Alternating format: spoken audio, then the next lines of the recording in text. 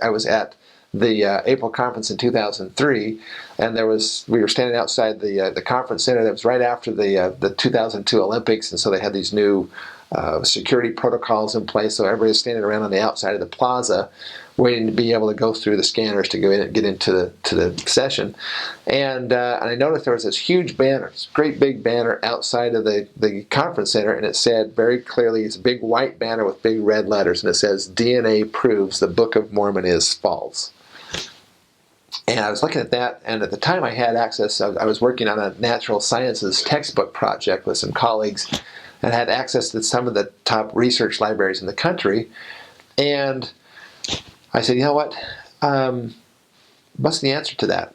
Not that I needed to have an answer for myself, but just I know that the Book of Mormon is true.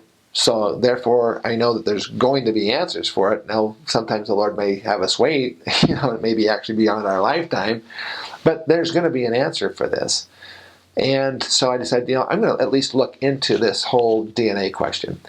The DNA issue has became a huge issue, and it still, even today, is a very large issue for many members of the church. There has been literally, I don't know if I'd be, tens of thousands or whatever, but there's at least thousands of people who have left the church over the issue of the lack of DNA evidence to support the Book of Mormon claims of a Hebrew people being here someplace in America, back in the time frame of the Book of Mormon. And so I started looking into it.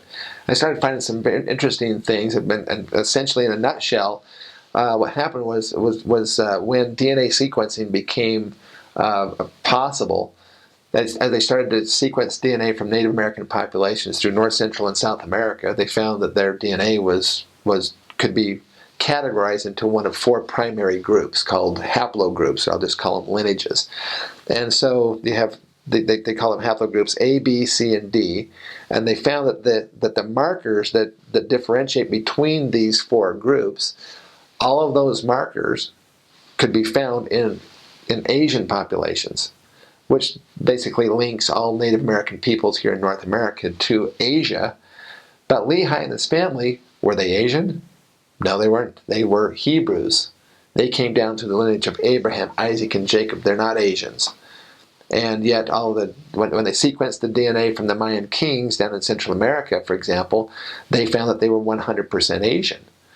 And of course, that doesn't bode well for the Book of Mormon, because the Book of Mormon the evidence for the Book of Mormon should indicate some sort of a Hebraic or a Hebrew people, not Asiatic people, as far as that's concerned. And so, actually, there was a DVD called "DNA versus the Book of Mormon" that was put out by a company up in Brigham City, Utah, Living Hope Ministries. And that DVD has been pretty devastating to a lot of people's faith. And the reason why is, unfortunately, because at the time when it was produced, which was in 2003, it was actually, 2002, beginning of 2003, the information in it, from a genetic standpoint, was actually correct. There was no evidence that for Hebrew people among the indigenous populations of the Americas. And then there was an interesting interview, actually, that was done during the 2002 Olympics with President Hinckley. There was this German reporter, and he asked President Hinckley, "What's going to be your church's position when DNA shows that there's no evidence for the Book of Mormon?" And President Hinckley was almost visibly upset by the question, but he kind of actually cut off the reporter and said, "That hasn't been established yet. We don't know the answer to that yet." He says, as far when it comes down to the genetics, he says, "We don't know the answer to this, not at this point." That was in 2002. I submit that President Hinckley is a prophet of God, because 1 year later, articles started to come out in scientific peer-reviewed genetics journals that talked about a new founding lineage. These were these forward lineages. They found a new founding lineage, which was primarily found among the Algonquin-speaking language groups of North American Indians. And they were indicated by 5 specific markers in their DNA that differentiate them from the other 4. And when they went looking for these 5 markers in other populations around the earth, guess where they found them? They were in the Druze population of Israel. They found that they were, later on, additional research found that they were in the Ashkenazi Jews population, which is the largest population of Jews on the planet. It's in the Sephardic Jews, the Libyan Jews, the Moroccan Jews, the Tunisian Jews. All of these diverse Jewish populations around the world have these 5 markers, which are also found in the Algonquin-speaking language groups, which is about 110 Native American tribes in North America. For example, the Sioux and the Cheyenne and the Blackfoot, the Cherokee, the Iroquois, the Ojibwe, the Sac and the Fox, Potawatomi, the Penobscot. All of these tribes, and mostly concentrated in the Great Lakes region of the United States and Canada, is where they find these 5 markers in these people. And so they actually they started to dig up bones from the ancient mound builder civilization that occupied the heartland of North America. And when they sequenced the bones directly from those people, they found the same 5 markers, and they carbon date into Book of Mormon timeframes. So unlike the Mayan civilization in Central America, which has no evidence for any Hebrew population, these up here do have solid genetic evidence that they came from that. These tribes today came from their ancestral people are the mound builder civilization of North America. They're not the Mayans from Central America. And so that led me to go, well, good grief. Maybe there's something to this. But what I found is that there is a very highly organized and entrenched group of scholars, primarily have been from BYU, who have over the course of time been looking for evidences for the Book of Mormon down in Mesoamerica or Central America among the Mayan civilization. And they've done extensive research and extensive writing and so forth. What we found is that they have done this primarily because it was believed that Joseph Smith thought that the Book of Mormon happened in Central America. And and so really, now this is before there's been some really breakthroughs in the last year, just in the last few months in regard to that.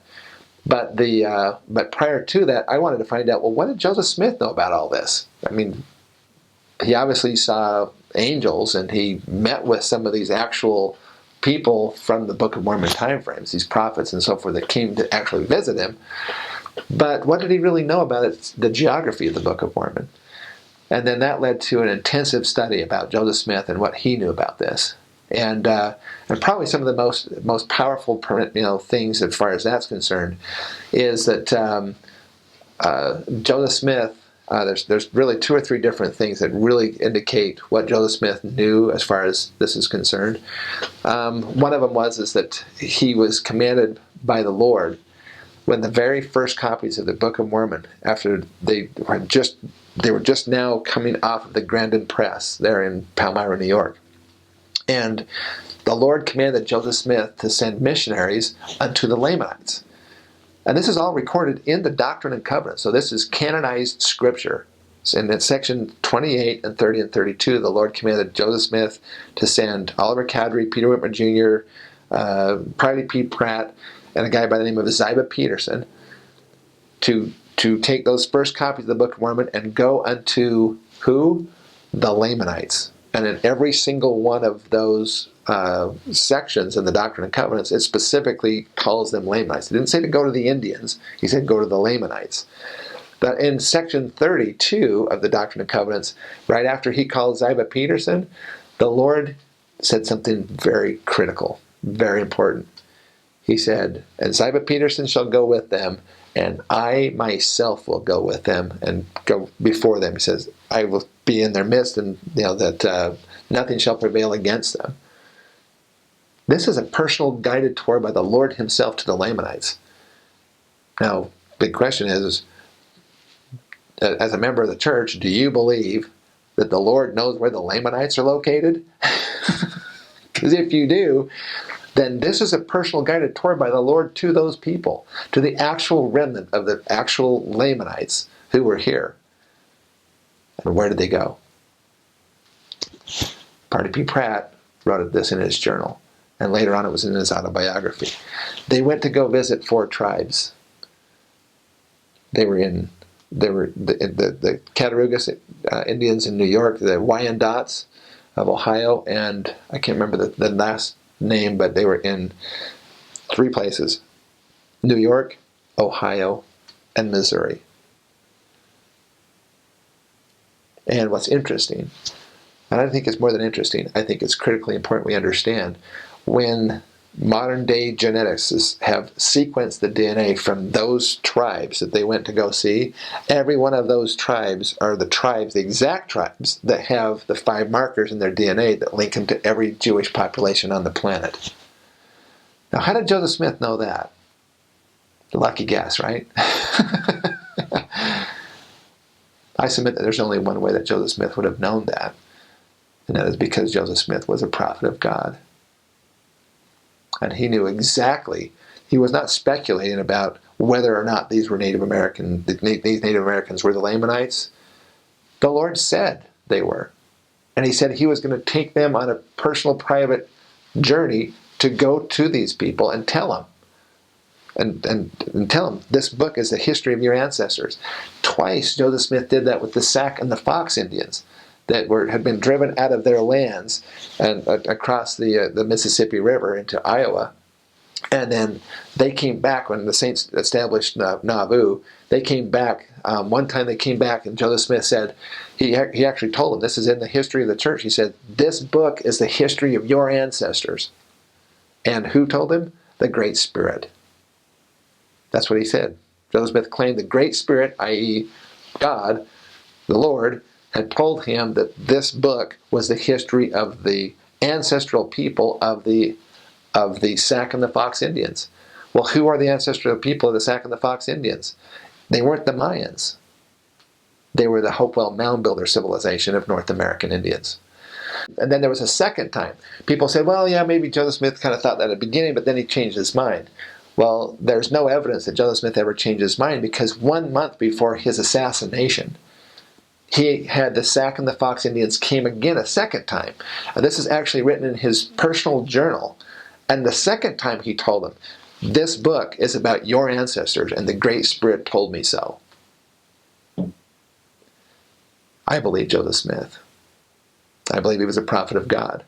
I believe the Lord knows exactly where the Lamanites are located, and all of it points to the North American Indians are the remnant Lamanites.